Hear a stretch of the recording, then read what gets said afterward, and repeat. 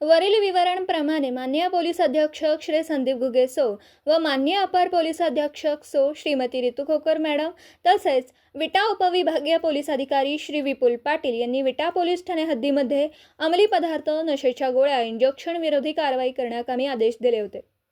त्याप्रमाणे विटा पोलीस ठाण्याचे पोलीस निरीक्षक श्री धनंजय फडतरे यांनी विटा पोलीस ठाणेकडील गुन्हे प्रकटीकरण पथकास सूचना दिल्या होत्या। विटा पोलीस ठाणेकडील गुन्हे प्रकटीकरण पथक सदर सूचनांप्रमाणे माहिती प्राप्त करत असताना पोलीस हेड कॉन्स्टेबल उत्तम माळी व पोलीस कॉन्स्टेबल महेश देशमुख यांना त्यांच्या गोपनीय बातमीदारामार्फत माहिती मिळाली की एक इसम विटा शहरामध्ये मानवी शरीराला अपायकारक करणाऱ्या औषधी बाटल्या विक्री करण्याच्या उद्देशाने जवळ बाळगलेल्या असल्याची खात्रीलायक बातमी मिळाली। सदर बातमीची हकीकत पोलीस निरीक्षक श्री धनंजय फडतरे यांना सांगितली व पुढील कारवाई कामी पोलीस निरीक्षक श्री धनंजय फडतरे व पोलीस स्टाफ व पंच असे विटा शहरात रवाना होऊन मिळालेल्या माहितीप्रमाणे क्रांतिसिंह नाना पाटील पुतळ्याजवळ एक इसम एका विना नंबरच्या पांढऱ्या रंगाच्या मोपेड गाडीवर बसलेला दिसला। तसं त्याचा बातमीप्रमाणे संशय आल्याने त्याला पोलीस पथकाने शिताफीने ताब्यात घेऊन त्याचं नाव व गाव विचारलं। त्याने त्याचं नाव ओंकार धनराज पवार, वय वर्ष 28, राहणार विवेकानंद नगर, विटा, तालुका खानापूर असं सांगितलं।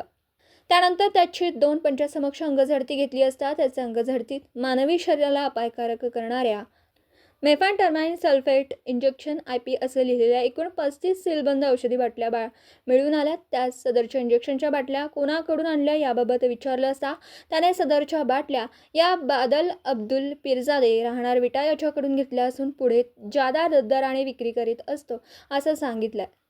त्यास व 35 बाटल्या सदर गुन्ह्याच्या तपासकामी सहाय्यक पोलीस निरीक्षक पळे 2 पंचासमक्ष पंचनाम्याने पुढील तपासकामी ताब्यात घेतल्यात। विटा शहरात नवयुवक व कॉलेजमध्ये शिक्षण घेणारे विद्यार्थी हे शरीर पिळदार बनविण्याच्या नावाखाली सदर इंजेक्शनचा वापर करून नशा करीत असल्याच्या तक्रारीवरून सदरची कारवाई करण्यात आली आहे।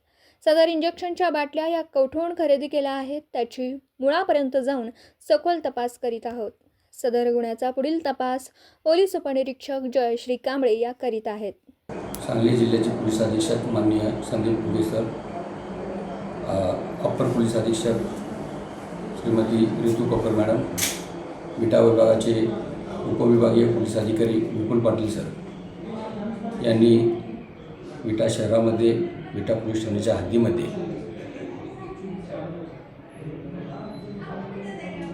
कुठल्याही प्रकारचे नशेली पदार्थ विक्री करणार नाही अशी इसम जर मिळून आल्यास त्यांच्यावर कडक कारवाई करण्याबाबत सक्त सूचना दिलेल्या होत्या। त्याप्रमाणे आज विटा शहरामध्ये गुन्हे प्रकटीकरण पथकाचे पोलीस अंमलदार उत्तम माळी आणि महेश देशमुख यांना एक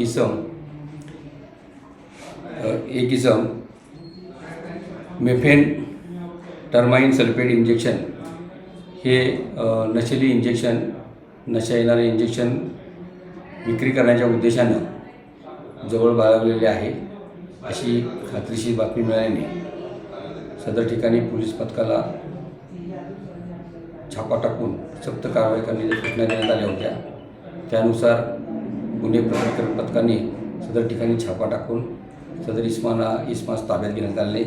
सदर इसमाचं नाव आहे ओंकार धनराज पवार, विवेकानंद नगर, विटा। यास ताब्यात घेऊन त्याच्याकडे नशा येणारे इंजेक्शन 35 नग मिळून आलेले आहेत। त्याबाबत विटा पोलीस ठाणे येथे गुन्हा नोंद करण्यात आलेला आहे। सदर इसमाला अटक करण्यात आलेली आहे। सदर गुन्ह्याच्या तपासामध्ये पुढील जी काही माहिती मिळेल, पुढील जी काही लिंक मिळेल त्याप्रमाणे तपास करून पुढील इसमांना ताब्यात घेऊन त्यांच्याकडे सखोल तपास करून त्यांनाही अटक करण्याची तजवीज ठेवलेली आहे। अशा प्रकारे आपल्या मार्फतीनं विटा शहरवासियांना आवाहन करतो की अशा प्रकारे कुठलेही नशेली पदार्थ कोणी विक्री करत असल्याची बातमी मिळाल्यास विटा पोलीस ठाण्याशी संपर्क साधावा, त्यांच्यावर कडक कारवाई करण्यात येईल। जय हिंद। दिवसभरातील घडामोडींचा आढावा घेण्यासाठी पाहत रहा N24 मराठी न्यूज चॅनल।